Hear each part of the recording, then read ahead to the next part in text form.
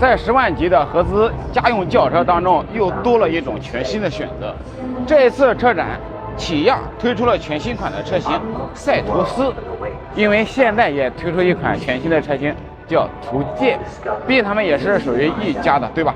今天呢，我们就接着车展跟大家来看一下起亚的这台赛图斯全新款车型，直接把价格定到了10万，官方指导价10.99万到13.99万售价区间，而且它是一款紧凑型 SUV 车型，外观颜值也是延续了家族化的风格，整台车是采用了双拼色，同时呢，它的前脸造型当中其实还是延续了家族化虎啸式的前脸，整个的辨识度非常高，而且两侧的大灯也是隐藏到中网的设计当中了。这款车整个的侧身也是采用饱满的造型，车长4385毫米，车宽1800毫米，车高1645毫米以及1650毫米，轴距2630毫米，车身尺寸。车顶采用悬浮式的设计打造，营造出较好的运动感，以及双色的多幅铝合金轮毂配置。我们来到车身尾部，它的尾灯是非常的宽大了，从右侧的车轮毂延续到左侧的车轮毂，这种贯穿式的尾灯在当前是非常主流的，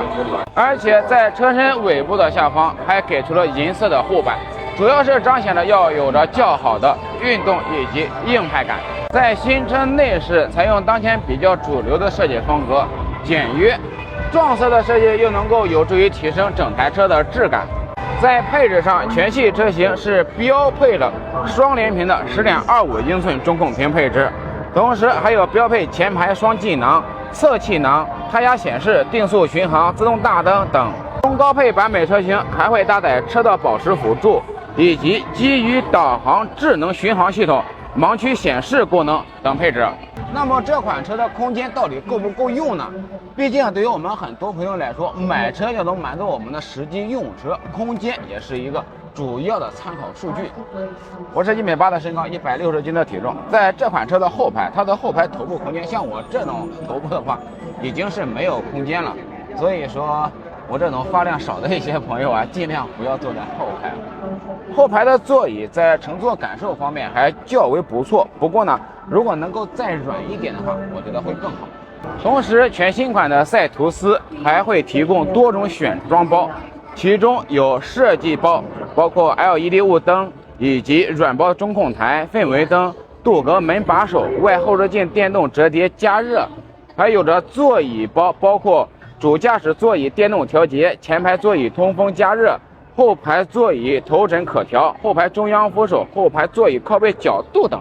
这款车在动力方面，其实大脑想一下也都知道，非常家族化的2款动力总成，分别是1.5升的动力以及1.4T 的动力。在起亚和现代起亚有多款车型也都在使用。稍微看一下后备箱吧，它的后备箱其实并不算特别大，不过是比较平整，这样的一个装载能力也是有助于提升它的一个实用性。1.4T 涡轮增压发动机，7档双离合变速箱，它的最大马力是140匹，最大扭矩242牛米。1.5升自然吸气发动机应该会匹配 CVT 变速箱，115匹马力，扭矩144牛米。这2款动力总成在市场当中，对于现代和起亚来说都是属于较为常见的，在市场当中也积累了不少年的口碑，所以说发动机比较稳定，对于我们实际用车来说也是有着很大的好处。那么10万级去选择合资 SUV， 你会考虑起亚的赛斯图吗？